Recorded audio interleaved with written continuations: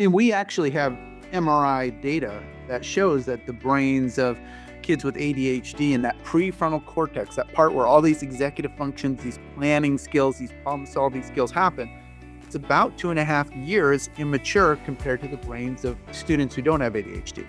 So there's biological reason for what's going on that we're seeing, as they struggle to get out the door on time. And in many kids, that part of the brain keeps growing in all kids, it keeps growing to your late 20s.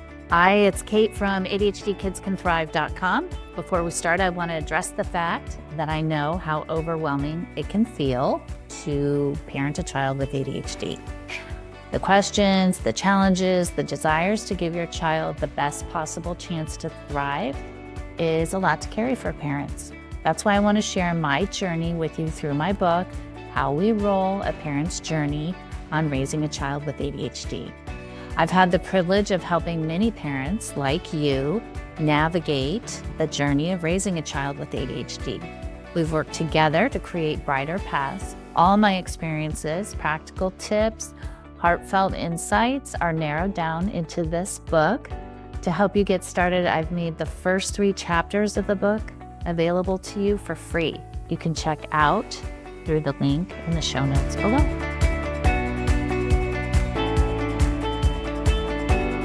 Hi, it's Kate Brownfield from ADHDKidsCanThrive.com. I'm your host of the ADHD Kids Can Thrive podcast.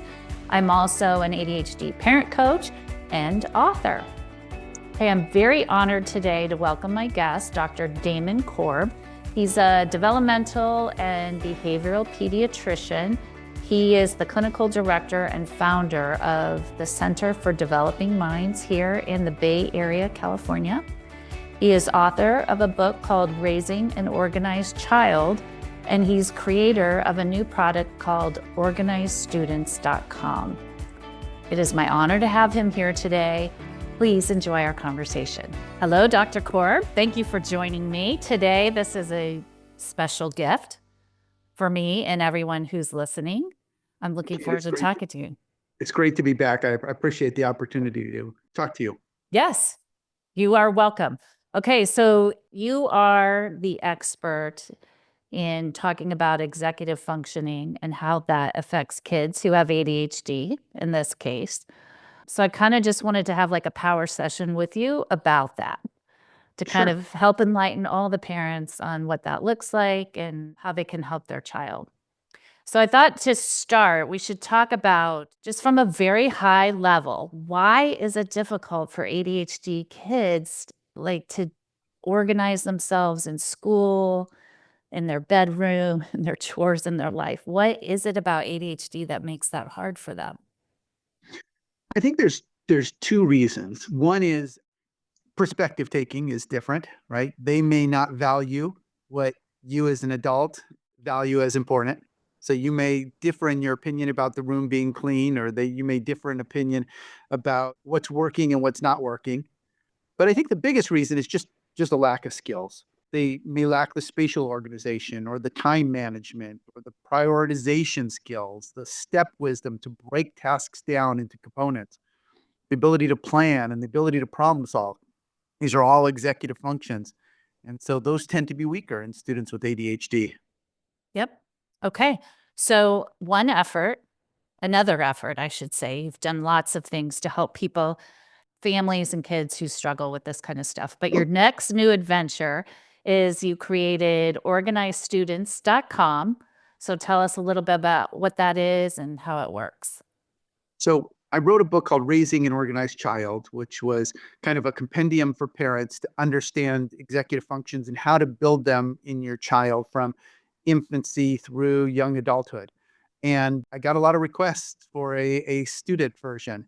And the student version is different. Instead of the philosophy and the theory that is in Organized Students, it really is directed at skill building for students. What are the skills that we need to move through adolescence and into young adulthood?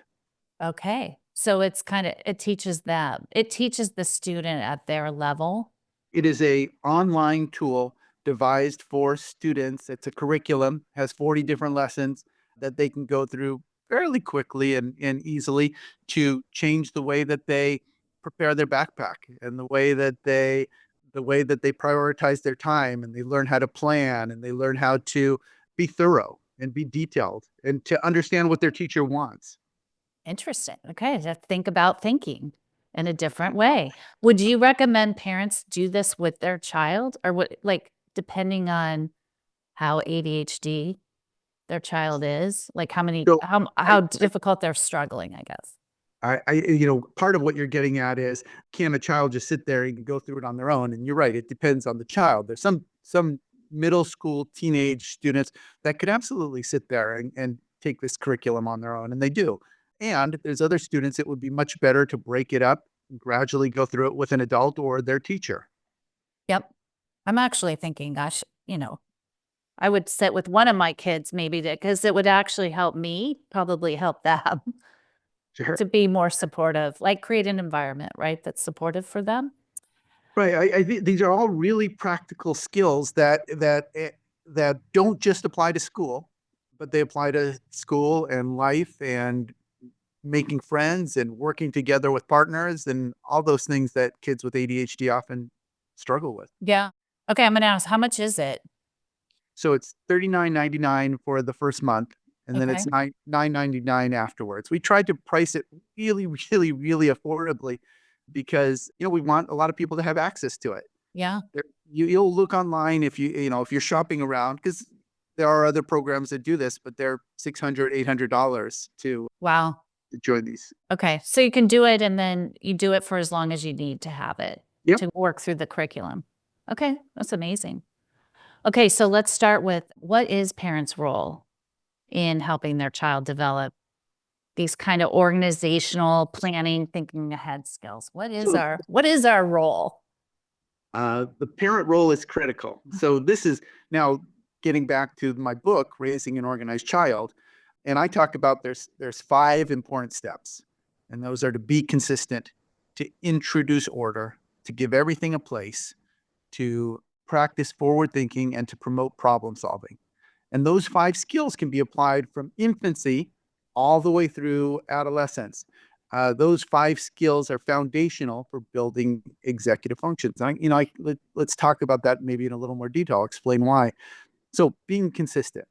Any teacher will tell you that's how kids learn. So, if the rule is we do homework after school and we consistently enforce that, it's much easier to do that than to wait for a child to struggle and then say, wait a sec, we're changing everything. Now we're going to do homework right when you come home from school. Yeah. It's the consistency that I'm emphasizing, and not necessarily when you do homework, but the consistency is important for kids to learn.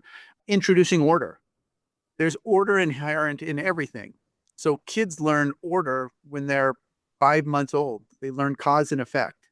They learn to push a button or ring a bell and it makes a noise. So they're already learning sequences, and they continue to build their ability to understand sequences. And sequences are relevant to time and time management. Sequences are relevant to planning, learning how to break any task down into steps. First we do this, then we do that. And all of that then relates to estimation and predicting, which is important when you're planning and problem solving. So all of these things are integrated, but it really comes down to parents understanding why they're doing what they're doing, and giving kids the opportunity to try these things out and practice them, not doing it all for them. Right. So it's a balance. There's a huge balance, right? Balance. Struggle is okay. Yeah. And so I do have a question on that. Like, so what if they won't do it? Do you give up the first try? I think parents get caught in this trap, like they don't do it, and so then the parent comes in to save the day. And then you get into the pattern is the parents saving the day. Mhm. So when you say don't do it, that's the key phrase, whatever it is. It's okay if they don't do it, if what it is not life altering, right? So if their child doesn't do homework, then we problem solve it, and we sit down with them and say, hey, what's going on? Why is this hard? What can we do to make it work better for you? We teach them how to break. Let's just do, the first page of it today, and then we'll go play basketball, and then we'll do the second page. We figure out a way to help them problem solve and understand. One of the things we do is we validate, man, you're right. This is hard. This is a lot of work, because that puts us on the same team. And once we are on the same team as our child, as opposed to, no, you need to sit there and get your work done. Now I'm your enemy. But if we're on the same team, yeah, this is hard. This is a lot of work. Then we can team together to problem solve solutions. And the older the kids get, the more you want them to be in charge of problem solving your solutions. So, you know what? We're 3 weeks into semester. You've got 4 missing assignments. What's your plan? How are you going to fix that? All right, let's try that for a week, and I want you to report back to me in 1 week and let me know if your strategy is working. And you may know that's a horrible strategy, and that's okay. Let's go with their plan, but we've got a safety net. We're going to meet in a week, and we're going to see if it worked. Okay, we got to come up with another plan. And teaching them to work through the struggles is as important, or probably more important, than most anything they're being taught in school. Yeah, absolutely. Absolutely. Okay, so let's talk about the time management, which I think you just kind of touched on in that example, So, right? Like it's hard for kids with ADHD, right? To manage their time, predict how long things are going to take. They may have a big idea of like, oh, I can absolutely get those 4 assignments done. They may say by tomorrow, right? Just because they have a hard time like seeing how long things take. So how can parents kind of help them with time management? So from the time kids are very little, we begin introducing routines. So you can connect those routines to time. This is our breakfast routine. This is our bedtime routine. It gives them a sense of time if you connect those routines or those rituals with times during the day. This is what we do every night. We read our stories at this time. So we introduce them to those routines. As they get a little older, we start introducing the idea of breaking things down into tasks. Everything has a beginning, a middle, and an end. You take out a toy, you play with the toy, you put away the toy. You prepare the meal, you eat the meal, you clean up after the meal. And we need to teach them that until that last step is done, it's not over. Wait. What are you going to play? Dinner's not done. You haven't cleared your plate. So beginning and middle and an end, and we try to teach them that that's inherent in every task, so that when they get an assignment someday, they can say, okay, what's the first thing I need to do? What's the second thing I need to do? And then eventually they can say, how long will each of these things take? So sometimes we provide them with worksheets where we say, write down your homework, guess or predict how long each thing's going to take, and then time yourself and see if you're right. And if you're not right, why was that? Was it because distraction's a problem? Was it because I just didn't estimate right? And I got to get better at predicting how long it takes me to do things. So we help them learn about time. And once they start learning about time, then we introduce something called backwards planning. And by the way, all of these lessons are in this organizedstudents.com curriculum. Great. We introduce backwards planning, and backwards planning basically starts at the thing you need to do. I need to go to bed at 10 o'clock. Okay, if I'm going to go to bed at 10 o'clock and I have to take a shower, what time should I start my shower? Okay, it takes me 25 minutes in the shower. Okay, so my shower has to start by 9:35. And if I'm going to brush my teeth and I'm going to wash my face, you just go backwards through these things till you figure out when you need to start. And then I usually say, wait a sec, to the kids when they do this exercise. Let's create a buffer in there. So instead of going directly from homework to getting ready for bed, let's create an hour where if you finish early, you can do whatever you want. You got some free time.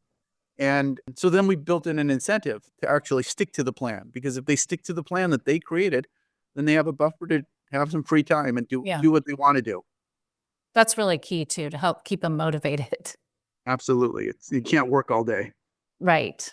Give them a little break. Okay, so that's my next question is like how to keep them motivated, right? On tasks that they don't want to do, which might be academics or some academics, a particular subject. So you're like to give them the time after to say, you got to do this, but then there's, let's plan what your free time is going to look like, and you get time to do what you want.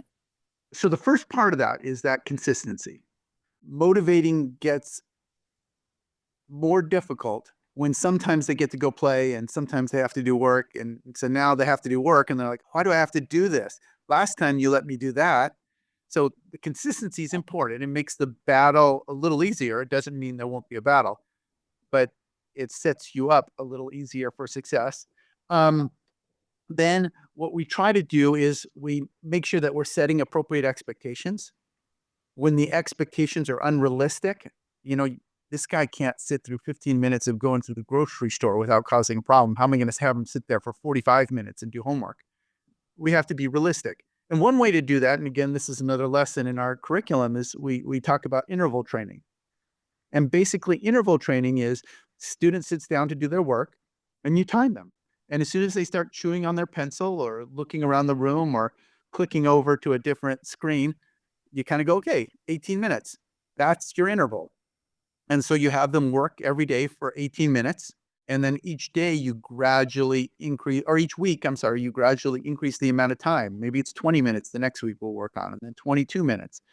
And so the point is, we don't want kids to sit there and practice bad attention. Because if they're an 18-minute kid and you're having them there for 40 minutes, they're practicing bad attention for 22 minutes. It's like shooting basketballs with the wrong form. If you do the wrong form and you do it over and over again, you're going to learn to do it the wrong way. Right. And that's not what we want. And then I introduce a lesson called the 80-20 rule, where you work for 80% of the time and you take a 20% break. So if you do 18 minutes of homework, because that's your interval, then you get a 4-minute break. And then we talk about what is taking a good break versus a bad break. Getting on your phone and reading a bunch of stuff on your phone or doing social media really isn't a good break for your brain. But going out and shooting baskets or doing some push-ups or running to the bathroom or getting yourself something to drink clears your mind a little bit. Yeah. And gets it refreshed for what you want to do. So I'm not talking directly about motivation. I'm talking about really teaching kids how to realistically know what they can do and operate the way their brains work. That's the most important thing. We also have lessons on that are maybe more closely related to motivation. So for that student who knows that this is important, but I just can't do it, we have lessons on how to create small rewards for small tasks, how to create medium rewards for medium tasks, large rewards for large tasks. So, when I was in college and I know I needed to study for hours, I used to put an M&M in my lips. And I'd say, I can't eat this until I memorize these 2 pages. Ooh. And then I would memorize those 2 pages, write it on the dry erase board. I'd eat the M&M, I'd put another one between my lips. I'm not saying that's what students need to do. I'm saying that's an example of how you can create your own small motivation system linked to the work you have to do in order to make the work more rewarding. That's very insightful. That's actually kind of fun too. Yeah, I probably gained weight. I probably gained weight during finals. Yeah. That's a great idea. Okay. Okay, what's going to be your advice when your child isn't going along with this and anxiety takes over, meltdowns, emotional dysregulation is higher than actual organizing and planning and getting things done? Right. I mean, homework can be overwhelming. And you spend a whole day at school and you come home and it's you're tired and now somebody says sit there and do more work. So it can be overwhelming. This has a lot to do with what we were talking about earlier about validating. You've got to put yourself on their team. Yeah, this homework is really hard. This is a lot of work. So by doing that, it puts us in that position where we can help kids problem solve how they can get through small amounts. So I talk about validating and holding your boundary. We're not compromising. You're not doing the work. But yeah, this is hard. And let's figure out a plan. And we teach our kids, and if you do this from the time that they're very young, it's much easier as they get older and their tantrums can be louder and bigger, that we can do hard things. In our family, we do hard things. That's what we do. This is one of those things that are hard. We're going to get through this together. And you figure out a way to get through it. But what you don't want to do is you don't want to do it for them, because I can tell you all kinds of disasters about these really well-intentioned parents who got their kids into college who weren't ready at all to go to these really high-level colleges because their parents got them there. And then Yeah. they fell out. And then the kids come back and they're depressed and they're miserable. And it's so much harder to work with them at that point than if their parents had let them struggle along the way. I think it's important to show interest in their child. Why do you think this homework bothers you so much? What is it about it that you find so frustrating? Because they want to know that you appreciate how they feel. And so showing interest and listening to them. And then lastly, being patient. The homework assignment that the teacher assigns on Wednesday, January 16th is not the most important thing in the world. So if they struggle with it for a couple days and eventually over time they learn how to get through hard work, that's what we want. We want to launch a healthy 18-year-old who can go out into the world and be independent. Yeah. So you're running a marathon. You're not running a sprint. And sometimes parents get so caught up in the day and the not being late in that moment that their anxiety kicks in and Yeah. makes everything accelerate. Right. That's exactly it. That's what And it's hard to do. It's it's it's the hard to do. hardest thing to do because you know that your child's life could be much easier if they would just do it this way. Right. But that's not how life goes. Sometimes they don't wanna do that, right? They gotta beat to their own drum. Right. So you talked about this, Dr. Korb, and it's the dance of, like, managing, helping them build skills, and then really feeling the consequences that can come to that. I think that's the balance, right? Yeah, I'll give you an example. I had a patient who ended up going to a UC school. So, in a UC school, one of those that you need a 4+ GPA and a 1400 to 1500 SAT at least to get in. Yeah. And he went there and he could not get to class. He missed so many of his classes. His parents didn't know about it because he didn't really tell them. And at the end of the semester, his first semester in college, they were surprised that he got all Fs. So they talked about it. Their solution was to have dad drive 2 hours on Tuesday morning to wake him up before class. And then dad would stay there from Tuesday night, Wednesday night in the dorm room, sleeping between this guy and his roommate to wake him up for his Wednesday and Thursday classes. And then he would drive back the 2 hours and come home. And he would do that every week. That was their solution. That's when I met them at that point, when that was going on. And what I learned was, anytime he had a late assignment, he had a lot of them, mom would call the school and ask for an extra time. And anytime Yeah, they're calling he the had UC, right? They're calling the college, right, right? they're calling Yeah. colleges too. But in high school, he was doing this. They Oh, were I doing see, this. okay. That's how they got him there. And they would edit all of his essays. They would study for the SAT with him. Every weekend they were giving him questions and prepping him. And together they collectively got into a good college, but individually, this kid was not ready to succeed. And so, he went through a lot of struggle because of the well-intentioned effort of the parents. Yeah. Yeah, welcome to Silicon Valley. There is a lot of pressure here, and Yep. I do think this is true in the United States too, that the value of a college education at certain schools is kind of like, do whatever you have to do to get to that, right? The Parents and mindset. kids, they buy into that mindset of do whatever you have to do to get to that level, because then that's what leads you to have a better life. But if you And, don't and, have the skills, by the and we time have you get there, then you're creating all this other stuff, right? right. We have Depression, a skewed anxiety. perspective. In when I went to college, there were 20, 25 really good colleges. And so we're the parents now, but the reality is there's like 200 good colleges now. There's Yeah. so many more small, good, excellent colleges that could be great fits for your kid, and they don't have to go to the top Ivy League in order to get a really good education. And it may be much more affordable too Yes. to send them to one of those schools. And you could save some of that money and help them with an executive function coach or an organizational support person who could help them learn some skills. Yeah, so let me ask you too, the arc of ADHD kids, some of them, right? It takes them longer to mature. in their organizational skills, right? So do you guide patients on and it may take longer for them to go away to college. They might not be ready to go at 18.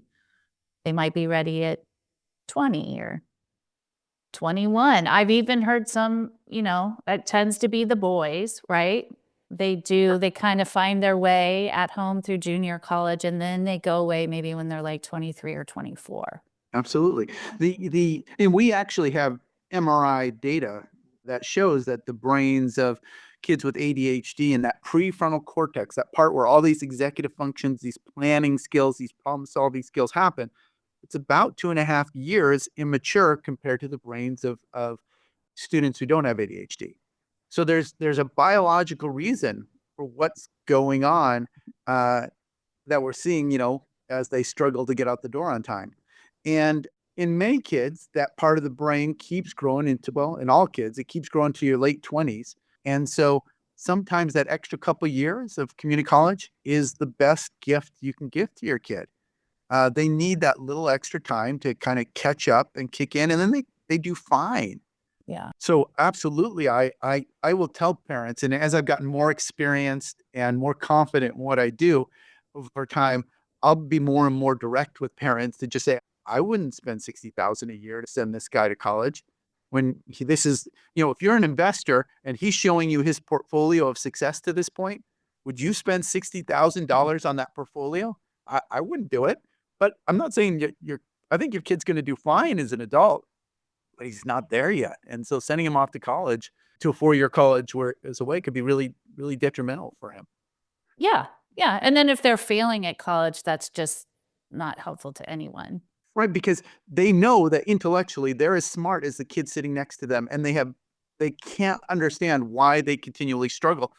So it's real natural when you don't have a lot of experience or understand what's going on with you to think you're just dumb, or that you can't do what these other people do. And that's a really depressing thought at that developmental stage of your life, to think that, oh my gosh, I'll never get a job. I'm going to be homeless. All these things that go through their heads, they Yeah. catastrophize. So yeah, it's a big deal to overestimate and put your kid in a situation Oh, yeah. they're not ready for. Yeah. It's wise advice. Okay. So I have to ask you too, what's your advice with screen time and what's happening in our culture with kids just having so much access to screens and how that affects their executive functioning? So I've got a million answers to this topic. In fact, anywhere I speak, no matter what the topic is, this is the first parent question that parents ask me from the audience. They all want to know.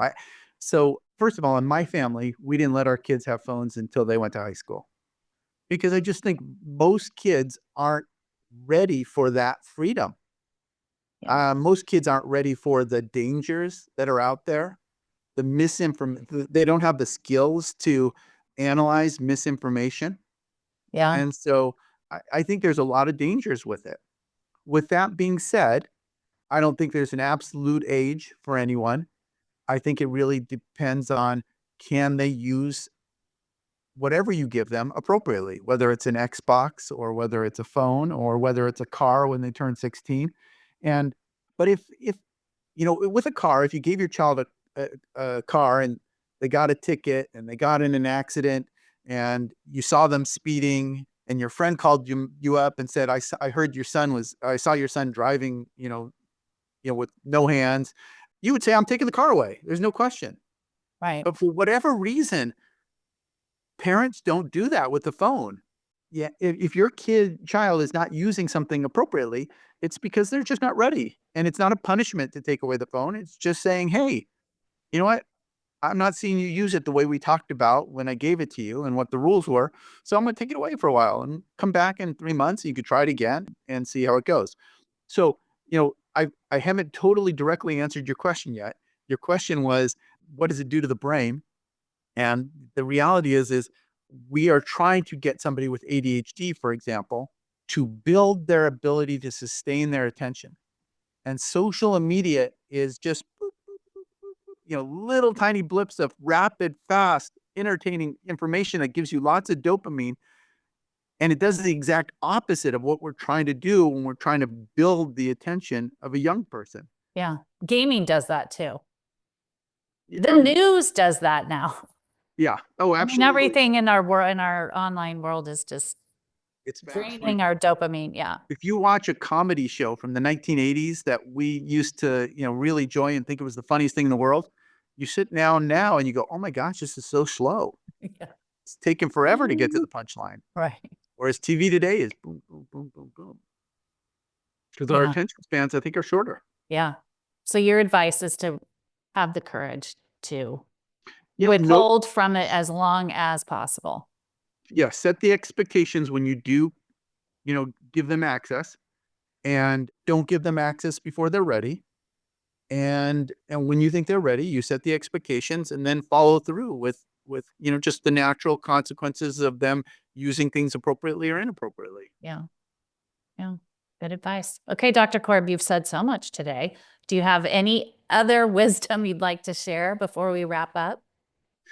I guess what I would say is I would love for families to explore the tools that we've created. I feel very proud about the book, Raising an Organized Child. I think the curriculum that we have developed is going to be very useful for students who are, who would like to improve their skills. And I encourage you to check that out. Yeah, it's great. Thank you for joining us today. My pleasure. Anytime, Kate, you want to talk, I'm happy to talk. Great.